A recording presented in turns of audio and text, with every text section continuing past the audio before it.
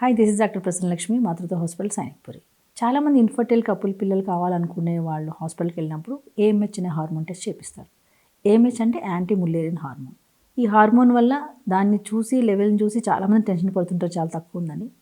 Normal values వచ్చి 2 to 4 ఉంటే normal అని అనుకుంటాం మనం. కానీ యాంటీ ముల్లేరియన్ హార్మోన్ ఎక్కడి నుంచి సెక్రెట్ అవుతుంది?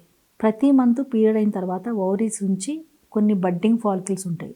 ఆ ఫాలికల్స్ నుంచే ఎగ్ వచ్చే ఫాలికల్ అని తయారవుతుంది. సో ఆ బడ్డింగ్ ఫాలికల్ ఎన్ని ఉంటే, నార్మల్ ఎక్కువ ఉంటే optimum secretion of the AMH ఉంటుంది. అది తక్కువ ఉంటే తక్కువ సెక్రెషన్ ఉంటుంది. దీన్ని బట్టే ఆ ఓవేరియన్ రిజర్వ్ అనేది తెలుస్తుంది. సో యూజువల్గా ప్రతి ఒక్కళ్ళు 30+ దాటిన తర్వాత ఓవేరియన్ రిజర్వ్ అనేది తగ్గిపోతూ ఉంటుంది. సో దానికోసమని ఏఎంహెచ్ అనే హార్మోన్ చేయిస్తూ ఉంటారు.